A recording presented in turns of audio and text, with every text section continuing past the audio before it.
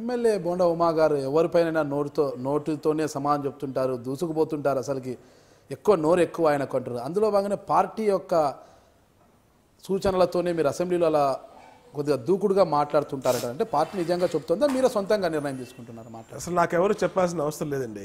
నేను తెలుగుదేశం పార్టీ జాతీయ అధికార ప్రతినిధిని. నేనేం మాట్లాడాలో నాకు తెలుసు. నాకెవరు చెప్పాల్సిన పనిలా, నాకెవరు చెప్పరు.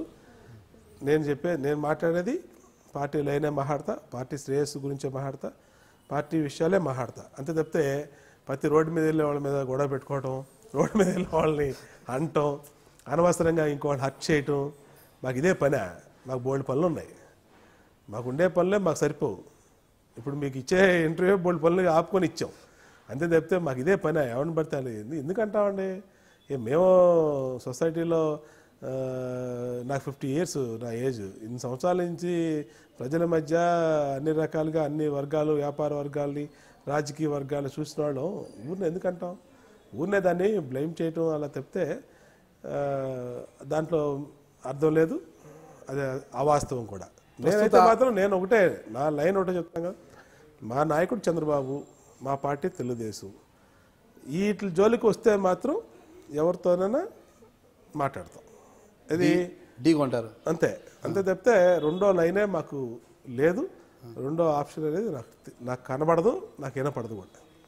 ఇప్పుడు ప్రస్తుత ఆహార అలవాట్లు, ప్రస్తుత పరిస్థితులు, ప్రస్తుత వాతావరణాలు కానీ ఏవైనా తీసుకోవచ్చు కూడా. 50 ఏళ్ళు అంటే కూడా కొద్దిగా వృద్ధాప్యము దగ్గరకు వచ్చేసి ఉంటుంది. కానీ మీరు 50 ఏళ్ళు అంటున్నారు, చూస్తే చాలా యంగుగా కనిపిస్తున్నారు. రహస్యం ఏమంటారు? అదంతా మా జీన్స్ ప్రభావం. అంతే తప్పితే జీన్స్ అయినా ఆహార అలవాట్లు, యోగా అట్లాంటివి ఎక్సర్సైజులు. యోగా చేస్తారా మీరు? రోజు ఎన్ని గంటల పాటు యోగా చేస్తారు? మార్నింగ్ 1.5 hours చేస్తాను. 1.5 hours అంటే ఏ ఆసనాలు వేస్తారు సార్? అన్నీ వేస్తాను. కేవలం మీ ఫిట్నెస్కి యోగా ఒకటే కారణమా? అన్నీ చేస్తాం. మాకు ఇన్స్ట్రక్టర్ వస్తాడు ఒక ఆయన, పొద్దున పూట ఆయనే చేపిస్తూ ఉంటాడు. సెషన్స్ అప్పుడు మరీ ఎక్కువ చేస్తారా? ఏమన్నా శాంతంగా ఉండాలా? మోస్ట్లీ వీలున్నంత వరకు మార్నింగ్ టైం చేస్తాం. మార్నింగ్ టైం యోగా చేస్తారు. ఇప్పుడు మీరు అన్నారు వైసీపీలో జగన్ నాయకత్వం నచ్చకనే చాలామంది ఎమ్మెల్యే, అంటే 21 మంది ఎమ్మెల్యేలు టీడీపీ వైపు వచ్చారు, సైకిల్ ఎక్కేశారు అనేసి. అయితే వచ్చిన వారు ఎవరు కూడా జగన్ని విమర్శించలేదు. వచ్చి మేము డెవలప్మెంట్, అభివృద్ధి కోసమే వస్తున్నాము, అభివృద్ధి చేసుకోవాలి, ఎటు మాకు ప్రతిపక్షంలో ఉండడం వల్ల అభివృద్ధి జరగడం లేదు, కేవలం అభివృద్ధి కోసమే వస్తున్నారని చెబుతున్నారు. అయితే చంద్రబాబు నాయుడు మాత్రం ఆ రోజు ఉన్న రాజ్యసభ ఎన్నికలను దృష్టిలో పెట్టుకొని ప్రతిపక్షం అనేదే లేకోకుండా చేయాలన్న ఒక ఏకైక తలంపుతోనే పశువుల సంతలో పశువులను కొనుగోలు చేసినట్లుగా తమ ఎమ్మెల్యేలను కొనుగోలు చేశారు అని జగన్మోహన్ రెడ్డి గారు కూడా ఆరోపిస్తున్నారు. అది పూర్తి అవాస్తవం. ఎందుకంటే తెలుగుదేశం పార్టీ అలాగే కనుక అనుకుని విజయసాయి రెడ్డి ఎంపీ అయ్యేవాడు కాదు. వాళ్ళ బలం ఎంత, వాళ్ళకు ఉన్నటువంటి ఎమ్మెల్యేలు ఎంత. మేము కనుక పోటీ పెట్టుంటే విజయసాయి రెడ్డి ఎంపీ అయ్యేవాడు కాదు. మేము పోటీ పెట్టలా, తెలుగుదేశం పార్టీ పోటీ పెట్టలా.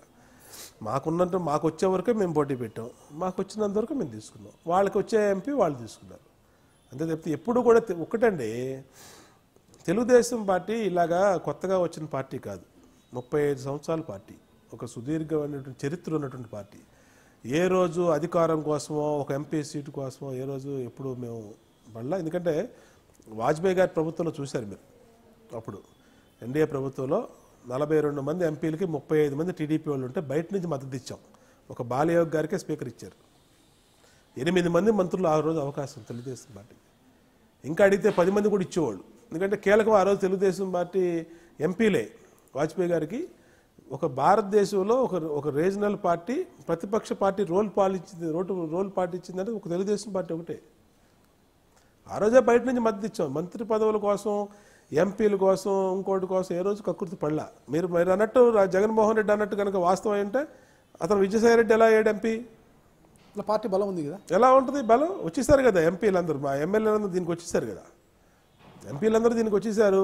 సెకండ్ ప్రయారిటీ ఓటు కనుక రాజ్యసభ ఓటు ఎలా జరుగుతుంది మీకు? First priority vote, second priority vote. First priority vote టీడీపీకి పడి, సెకండ్ ప్రయారిటీ ఓటు టీడీపీకి పడితే రాజశేఖర రెడ్డి, మన విజయసాయి రెడ్డి అవుట్.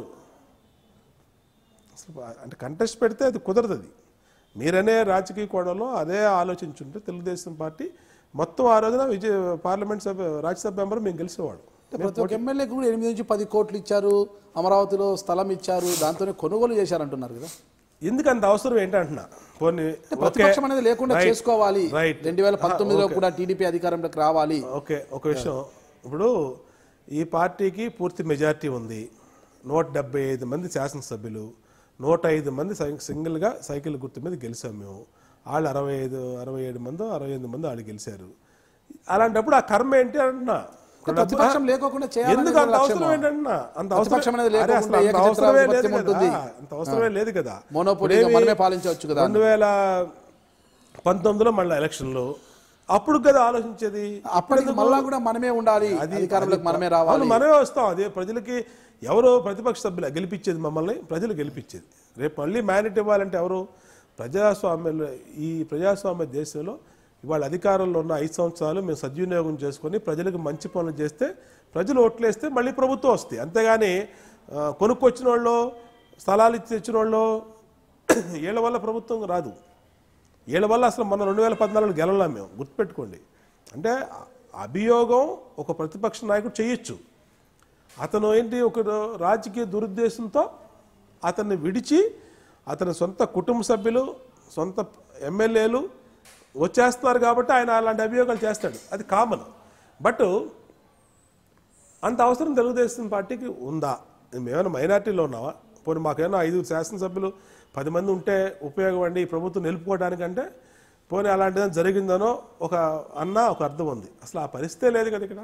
ఆ పరిస్థితి లేకపోయినా వాళ్ళు చెప్పేది ప్రతిపక్షం అన్నది లేకుండా చేయడానికే ఇలాంటి ఎమ్మెల్యేల కొనుగోలు చేస్తున్నారు.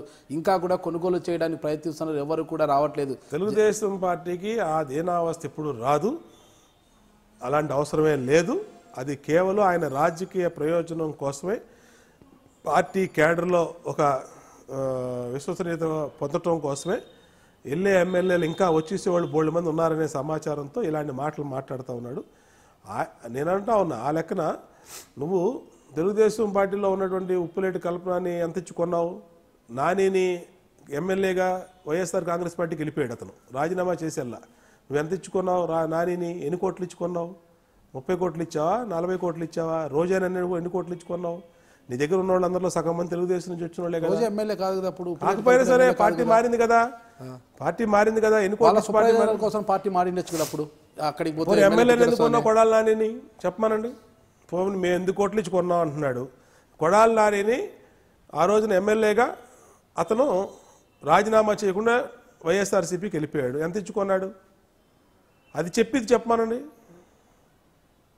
కాబట్టి ఏంటంటే ఊరినే బురద వేయటం తప్పితే దేనికి పనికిరానటువంటి విషయాలు. తెలుగుదేశం పార్టీకి అవసరం లేదు. వీళ్ళందరూ వచ్చి ఇక్కడ వచ్చి ఈ ప్రభుత్వానికి ఏమీ నిలబెట్టేదేం కాదు. ఈ ప్రభుత్వం విధానాలు నచ్చి ముఖ్యమంత్రి చేస్తున్నటువంటి అభివృద్ధి చూసి తమ నియోజకవర్గాన్ని కూడా ఎక్కువ అభివృద్ధి చేసుకుందాం, ఇంకా ఈ అభివృద్ధిలో భాగస్వాములు అవుదాం. అక్కడ నాయకత్వం రోజు రోజుకి పడిపోతూ ఉంది, కుటుంబ సభ్యులు అన్న వాళ్ళే బయటకు వెళ్ళిపోతూ ఉన్నారు. ఇలాంటప్పుడు మేమెందుకు ఉండాలి ఇక్కడ? ఈ నిరంకుశ పోకళ్ళకి ఒకరోజు ఏం చెప్తాడు, రేపు సీఎం నేనే అంటాడు, 6 నెలల్లో సీఎం అయిపోతానంటాడు. అంటే జ్యోతిష్కాలు నమ్మేవాడిని, పురాణాలు ఇవన్నీ నమ్మేవాడిని నువ్వు నమ్ముతూ ఇవన్నీ పెట్టుకుంటే ఏ ఉపయోగం ఉంటుంది? నేను మీ Bonda Umamaheswararao, Vijayawada central MLA, Telugu Desam party. మీరు చూస్తున్నారు ఐ డ్రీమ్ న్యూస్.